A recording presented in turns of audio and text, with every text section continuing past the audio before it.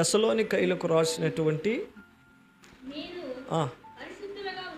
పరిశుద్ధులుగా ఉండుటయే అనగా ఎక్కడంట 4:3 చదువు. మీరు పరిశుద్ధులుగా ఉండుటయే అనగా మీరు జారత్వానికి దూరముగా ఉండుటయే దేవుని చిత్తము. రెండవది దేనికి దూరంగా ఉండమన్నాడు? జారత్వానికి దూరముగా ఉండండి. ప్రభు చెప్తున్నాడు కదా, దూరంగా ఉండండి మీరు అన్నాడు ఆయన. ఒకసారి దేవుడు మనల్ని ఫలానా విషయానికి మీరు దూరంగా ఉండండి అన్నాడు. ఒకసారి దూరంగా ఉండండి దీనికి అన్నాడు. విందాం, మాట విందాం, దూరంగా ఉందాం. ప్రభు చదువుతారు నాయనా, దేనికి దూరంగా అంట? జారత్వానికి దూరముగా. జారత్వం అనేదాన్ని, జారత్వము అనంటే పెళ్ళి కాకముందే ఒక కన్యక పరపురుషుడితో కాలు జారిపోవడమే జారత్వం. పెళ్ళి కాకముందే ఒక కన్యక పరపురుషుడితో కాలు జారిపోవడమే జారత్వం. వ్యభిచారం అందేనంటారు. పెళ్ళయిన తర్వాత సొంత భార్యని కాదని, సొంత భర్తని కాదని అక్రమంగా నడుచుకుంటే దాన్ని ఏమన్నారు? వ్యభిచారము అన్నారు. కాబట్టి అసలు వ్యభిచారము అనే దానికన్నా ముందుగా వచ్చింది ఏమిటంటే జారత్వం. అంటే కన్యత్వాన్ని కోల్పోవడం, తన సొంత భర్తకి ఇవ్వాల్సిన కన్యత్వాన్ని ఇంకెక్కడో ఇచ్చడం.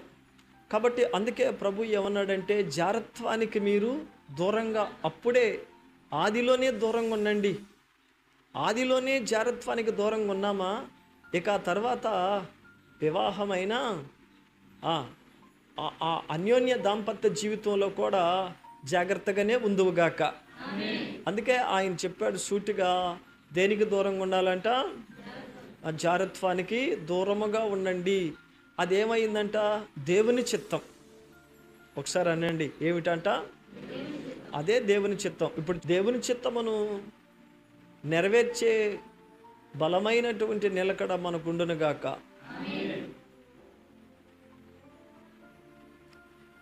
దేవుని చిత్తమునకు వ్యతిరేకంగా నడుచుకునే వాడికంట అనేక దెబ్బలు తగులుతాయని చెప్పాడు ప్రభు.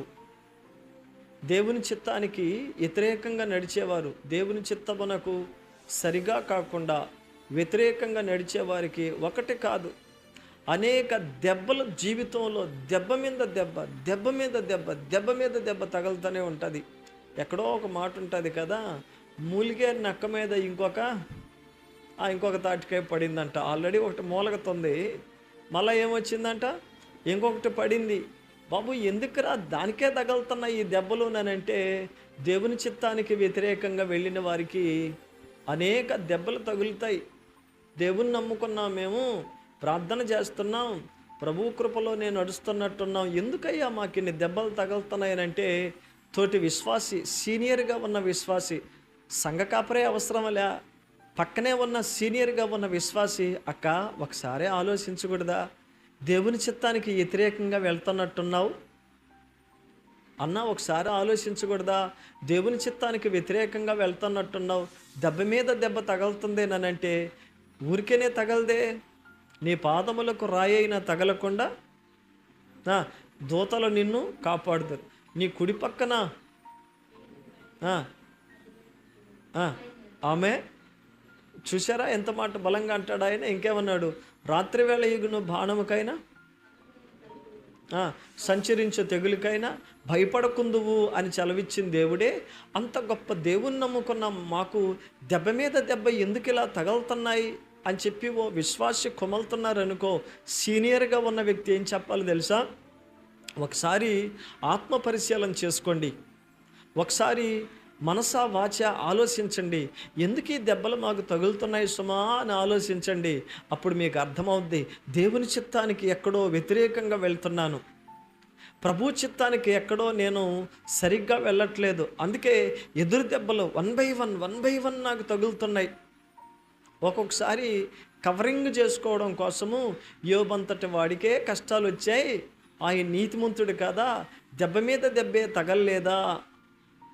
దెబ్బ మీద దెబ్బే తగలలేదా అని అంటే, యోబుకు దెబ్బ మీద దెబ్బ తగిలినా ఏమని చెప్పలేదు ఆయన? దేవుణ్ణి దేవుణ్ణి సంకోచించల, దేవుని మీద సంచయాల మోపల, ప్రభువు మీద నిందల మోపల, దేవునిని సందేహించల. ఆయనే ఉంటే నాకెందుకిట్టు జరిగాయనే మాట రాల. కానీ నువ్వైతే అంటున్నావు కదా, మాకెందుకిట్టు జరుగుతుంది అని అంటున్నావు అని అంటే, నువ్వు యోబుతో పోల్చుకోవడానికి అర్హుడివి కాదు, అర్హురాలివి కాదు. అట్ట పోల్చుకోకూడదు. ఎందుకిట్ట జరిగింది అనే మాట యోబు నోట్లో వచ్చినట్టు మనకు కనిపించదు. యోబు ఒకటే మాట అంటాడు, నేను కళ్ళు మూస్తే నా రక్షకుడిని నేను కళ్ళారా చూస్తాను. ఎవరినో చూసినట్టుగా కాదు, ఎవరినో చూసినట్టుగా అంటే ముక్కు మొహం ఎరగని మనిషిని చూసినట్టుగా నేను చూడను. ఆల్రెడీ ఆయనకి నాకు బాగా తెలుసు కాబట్టి ఆయన నేను ఎవరినో చూసినట్టుగా కాదు, నాకు తెలిసిన, నాకు సుపరిచితుడైన నా తండ్రి అయిన దేవుణ్ణి నేను అమాంతంగా కౌగిలించుకోగలిగేంత గొప్పగా చూస్తాను ఆయన్ని అంటాడు. ఆయనలో ఉన్నటువంటి బలమైన